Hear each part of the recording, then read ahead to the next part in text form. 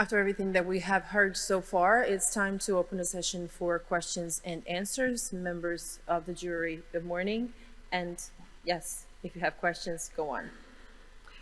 Yes, I would like to say, as an ex-journalist, that the responsibility, that the complicity of the Western media should not be termed complicity, but responsibility.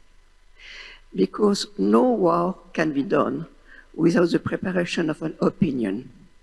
And nobody is going to kill its neighbor or, unless he's persuaded by the publicity media that the neighbor is a dangerous animal who wants to kill him or to exterminate its civilization or its culture.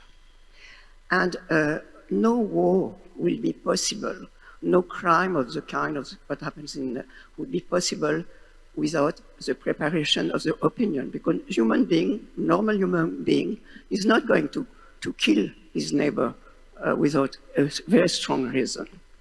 So, of course, I think it's responsibility of the media, but not only of the journalists, because journalists who oppose that are expelled under other pretexts, of course. But we must know, for instance, in France, but I suppose it's the same all over, I heard it's the same all over, that the medias are totally owned. There is very few independent medias, very, very few. They are owned by big corporations, which are very near to the government. And we know that the French government, for instance, has been selling more weapons to Israel these 2 last years than it has since 10 years.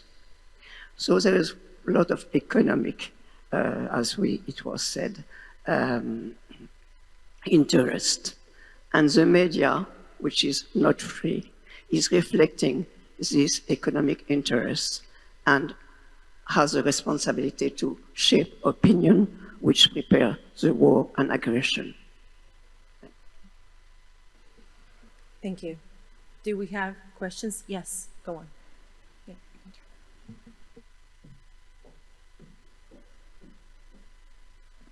Are the two in-person speakers, are they present? Are they present here? Have they gone? They're here. Okay. Well, the 2 questions then. The first question to about the media. Do you distinguish between different outlets? Are some US publications more or liberal, let's say, more fair, even-handed than the New York Times? That's the question about the media. And the second question was about academia, which is, I wondered how extensive the speaker spoke about the suppression of pro-Palestinian voices, the promotion of pro-Israel type information. How pervasive is this? Can we say this applies over most universities and colleges in the United States, or are we talking about a specific number? I didn't get an idea about that. Thank you. Thank you very much. Katie, please. Do you have time? And Ms. Mora, too. Excuse me, do you have time for other questions? Yes, of course. As soon as we get the answers, you will get the time or chance to ask the question. Because the 2 also would be asked questions. It's okay.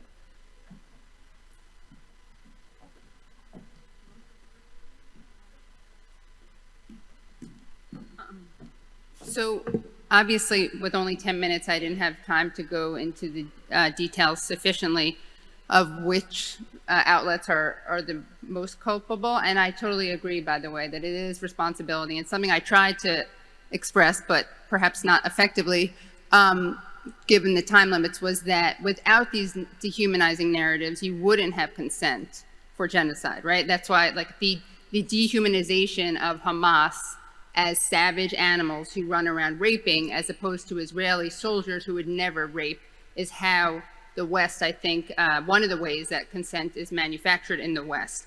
And I think the fact that they don't cover the actual documented rape is because that would contradict that narrative. In terms of which outlets are better, I mean, one of the things, there's actually a fascinating study that I'll link to in my document that looks at the way during the first 6 months of the coverage from the New York Times, LA Times, and Washington Post, there's a quantifiable analysis of the way those outlets downplayed crimes against Palestinians. Another thing is that the Sunday morning news shows is a very important source, and you can see that they have no Palestinian guests. Occasionally you will have articles that are more responsible. As I mentioned, the New York Times did finally talk about the sexual assault of a prisoner at State Taman, but as I also mentioned, didn't describe it as rape or sexual violence. So I think they all work hand in hand to create this kind of, complicity, responsibility, really like they act as stenographers in many cases for the Israeli government. And then the American government cites that media to repeat those claims. I don't know if there's time, but I have 2 clips that are less than a minute each that shows exactly how Dana Bash at CNN makes the same point that Netanyahu makes. I don't know if you would like me to enter that in. They're prepared if you would. Okay. Could we play 1 and 2? Thank you. Be very useful. What you just saw is 2024 in Los Angeles. Oh, sorry. Harkening Can you back pause to that the 1 second? I'm sorry. 1930s in I Europe. have to introduce I do this. I'm not so say sorry. that lightly. So one of fear among the Jews- narratives that we've seen perpetuated by the media, and I actually was going to talk about this, but I didn't have time, is the claim that anti-Zionism is anti-Semitism. And one of the ways this was communicated was through the presentation of the encampments, the student protests and the encampments, as anti-Semitic, as violent, as vitriolic. And if you look at the actual, and I made a video about this I can link to, if you look at the actual encampments, the student encampments, there was violence, there was racism, there was vitriolic speech, but it was on the part of the pro-Israel protesters. And you saw people using the N-word, you saw protesters, pro-Israel protesters, impersonating a black woman by making monkey sounds. You saw people spitting. There were rodents released. There were people attacked with planks of wood. Violence was perpetuated against the protesters, but the protesters were subjected to violence perpetuated by pro-Israel protesters, and the victims of violence were pro-Palestine violence. And the victimizers were both pro-Israel protesters and the police. And as you'll see here, these protests were framed as examples of anti-Semitism. And they totally ignored the fact that the real victims of violence were the pro-Palestine protesters. So here we're going to hear Dana Bash and Netanyahu make this very similar point, and you'll see how irresponsible it is. Mm-hmm. What you just saw is 2024 in Los Angeles, harkening back to the 1930s in Europe. And I do not say that lightly. The fear among Jews in this country is palpable right now.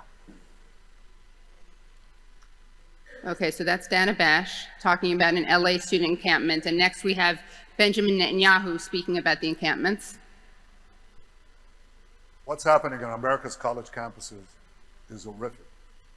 Anti-Semitic mobs have taken over leading universities. They call for the annihilation of Israel. They attack Jewish students. They attack Jewish faculty. This is reminiscent of what happened in German universities in the 1930s. So to clarify, there were some Jewish students and Jewish faculty who were attacked, but those Jewish faculty members and Jewish students were the ones protesting for Palestine, not the ones protesting in defense of Israel. And then you had an instance of a Jewish professor who had been a professor of Jewish studies who was trying to protect and call out a physical attack on a student, and she was herself thrown to the ground. This Jewish professor was thrown to the ground by the police for trying to stop physical attacks on students. So again, you have the total, and I say this as a Jewish person, I'm not the right type of Jew, right? And Dr. Finkelstein, you're not the right type of Jew, which is why she was fired and why I've been censored. And I want to be clear that, my treatment pales in comparison to the treatment of Palestinian Americans, and I won't even deign to mention the treatment of Palestinian journalists who, as we know, have been systematically targeted. And with the silence of Western media, which gives permission for their colleagues to be systematically targeted. And I think we actually maybe need a word like journocide or mediacide to describe Israel's targeting of the media, because of course, along with the targeting of healthcare workers, the targeting of media allows this perpetuation of atrocity propaganda. And the atrocity of killing these journalists is covered up because their media colleagues in the West do not talk about it. And of course, the atrocities committed by Israel against Palestinians are covered up because they cannot be covered by journalists.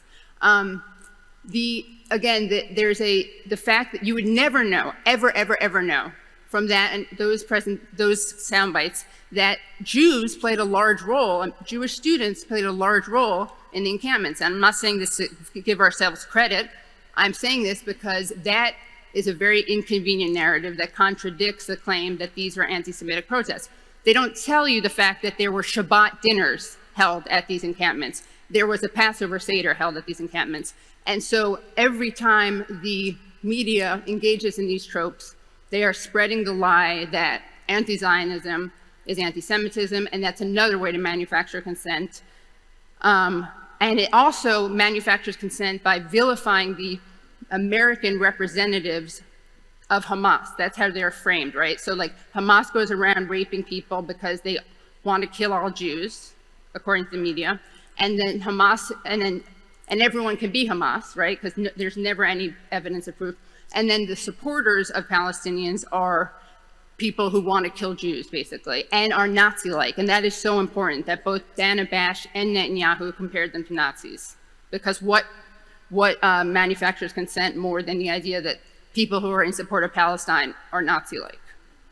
Okay, sorry if I went over.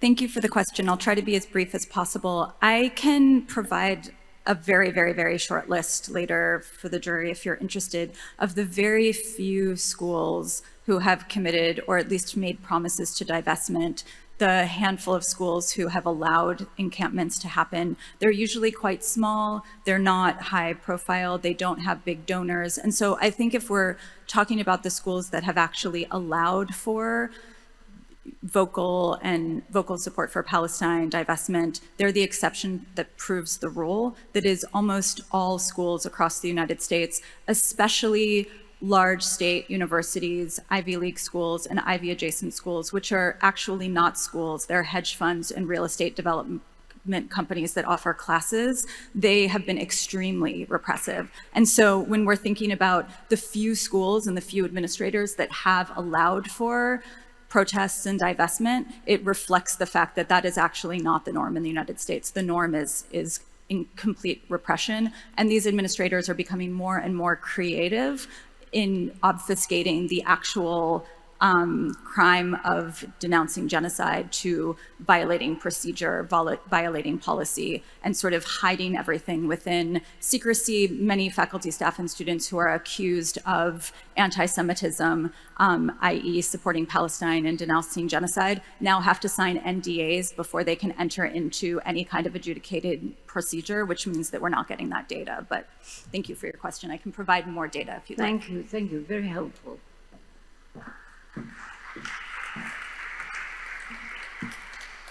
We do have time for one brief question more, so go on.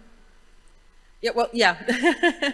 In order for you to have a coffee break and get some rest before we start our next session. Okay, I had one for each, but... Well, only Ms. Ibtikhal is with us, and our two speakers that are physically present, the rest of them had to leave, so. Okay. Yeah. Well, let me just get to the one, and then I will ask both speakers, if possible, if they can give us recommendations on what they would like to see for each. But this has been a very powerful session. I really appreciate it. Is Mr. Dabashi there, or is he gone? No, he left. Okay, all right. Okay, so for Maura, 24 years ago, when I was targeted, all professional organizations, media, they came defending academic freedom. Now, we see that mostly they get away with it. Where are the professional organizations, the AUP, the other professional organizations? Remember, there's scores of them. They were coming very forcefully. It seems like this part of academic organizations, professional organizations is gone. Are they also infiltrated? And then the other thing is I wanted to give to Lily. Is she around or no? No. She's gone? No. I'd like to know what kind of pressure are we talking about? Is it threats? Is it political? How do they apply that kind of pressure? Is it ideological? If any of the speakers here can tell us, when they say Zionist pressure, what are we talking about here? It's particularly for government workers. Are they just silenced and without any explanation, or is there any kind of, or is it withholding certain privileges? If these kind of things could be told, would be nice. And finally, for Ibtihal, is there any legal action that can be taken against these corporates, particularly tech, because these are private companies, and certainly if they are complicit in certain policies that are against the law, I'm sure there would be some kind of legal action. And have they looked into that? Thank you. Ms. Abu Saad, have you heard the question? Yes, I have. Thank you. I think certainly there is potential for legal action. Like the ground is laid for that. I think I guess like a barrier or an obstacle is just the decentralized nature of a lot of these corporations having, for example, an HQ in the United States, but the data center that hosts Palestinians like phone calls in the Netherlands, and then the operations in Israel. And so that is the challenge that I'm aware groups are trying to navigate, is the I guess international nature that form their operations. But I know for a fact that certain labor movement groups have started to look at this, especially in light of Francesca Albanese's recent report that mixes like international law with these companies' complicity. I think that is an avenue that we are trying to explore more, and that should be explored more on the part of international lawyers that are working on addressing complicit parties. Thank you very much. And I'm calling for Maura to give us another answer. Thank you for that question. So really quickly, AAUP National has been quite good in, I think that folks at AAUP National, the Middle East Studies Association, I imagine that people in leadership in those organizations have basically made it their full-time job to be writing letters and advocating on behalf of all of the faculty, staff, and students who are getting suspended and fired. And they're doing incredible research in collaboration with each other and other advocacy organizations across the country to make this data known and sort of think about defense strategies. And so that is happening in the US. I would say professional organizations are much more inconsistent across the board. So historically, MESA has been very good. American Studies Association has been very good. I think when they passed a boycott, they were actually sued by Hillel International, but they continue to do their work. I'm an anthropologist, and so I can say that in some ways, the American Anthropological Association has been supportive in the sense that they wrote a letter on my behalf denouncing my termination, but they wouldn't make it about Palestine. They made it about academic freedom. And I think that's what we're seeing being sort of obfuscated in a lot of the work of these academic organizations, is that they do not want to actually name what is at stake here. They want to make it about academic freedom as though it's a sort of uniform kind of thing. And I will say that the American Anthropological Association passed an academic boycott a few years ago, and members of the organization have recently called it back into question, and it's going to be voted on next week. So we make progress and then we get pulled back. I think there's Zionists at the heart of all of these organizations. Thanks.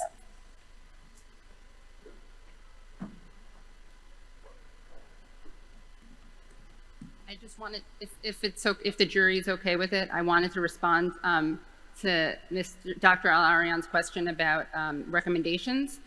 Someone I actually wanted to cite, and he's been cited a lot at this tribunal, is of course the late Rafat Al-Arir.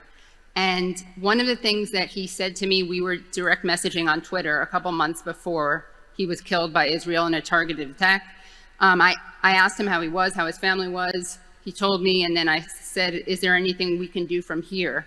And he said, thank you for offering more pressure on the media, more coverage, more Palestinian voices, more protests. Hopefully Israel is curbed ASAP. And I want to convey that message, but it answers Dr. Al-Arian's question, because the more Palestinian voices are amplified and the more Palestinians are in the media, the more they are humanized. And I know that's a dangerous thing in some ways to even say, but the reality is they are so dehumanized. And one example of that is that Jake Tapper at CNN, who's one of the worst, along with Dana Bash, in perpetuating the notion that anti-Zionism or any criticism of Israel is anti-Semitic. He's smeared Rashida Tlaib, the only Palestinian member of Congress, as anti-Semitic. The one time he challenged an Israeli official, Mark Regev, was when Mark Regev basically blamed, and that's the Rafat Al-Arir quote, by the way, was when Mark Regev blamed a Palestinian American producer's family for getting itself killed, basically, by not evacuating. And Jake Tapper said, where were they supposed to go? And this was a unique moment in which Jake Tapper at all challenged an Israeli source. And that was because he had empathy for this producer. It was a Palestinian American producer's family which had been killed. That empathy is non-existent usually. So the more, that's why Rafat says, you know, more Palestinian voices. And that's one of the recommendations that I think I would make, which is that more Palestinian elevating Palestinians will help craft this manufactured consent. Thank you.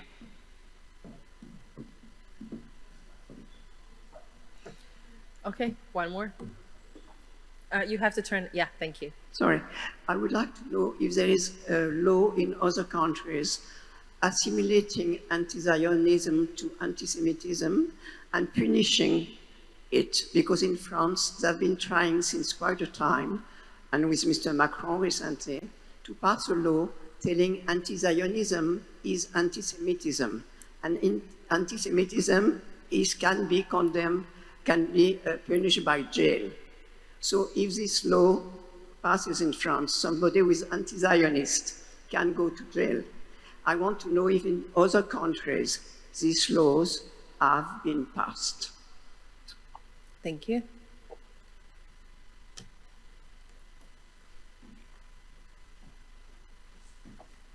I'm not a legal scholar, so I can't entirely speak to this, but one thing that I think is really important to note is that in the United States, in addition to Trump's executive orders, there is a reopening of terrorist designations. So what we're seeing right now is a lot of really critical advocacy work and organizing work.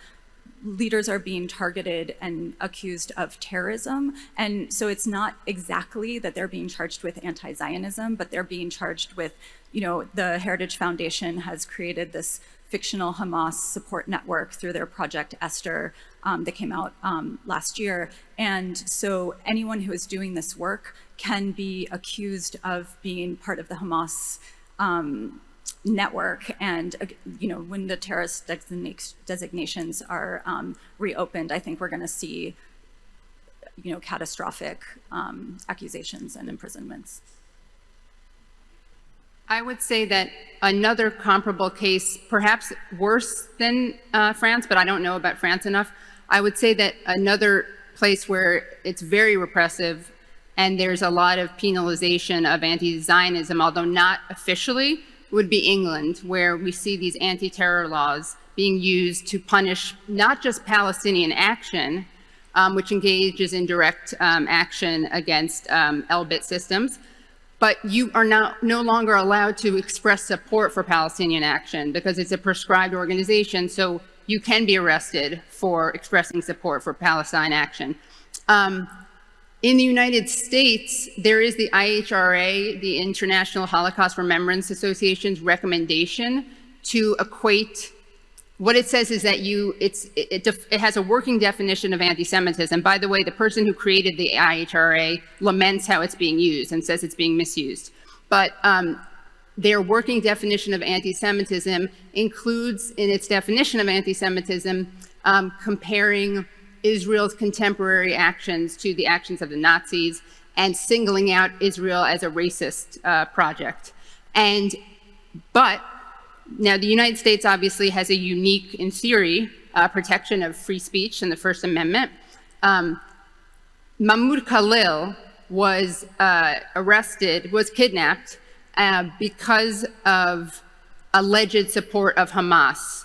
And his support of Hamas was non-existent, but he was one of the negotiators for the student encampment. And the way that he was smeared was as pro-Hamas. And in fact, Marco Rubio, the State Department pretended, this is a lie, that as a green card holder and not a citizen, he is deprived of First Amendment rights. Now, that's not in the Constitution. It's very clear that you don't actually have to be a citizen. But so that's how we're seeing the, a criminalization of support for Palestinian rights, which is framed as pro-Hamas. Thank you.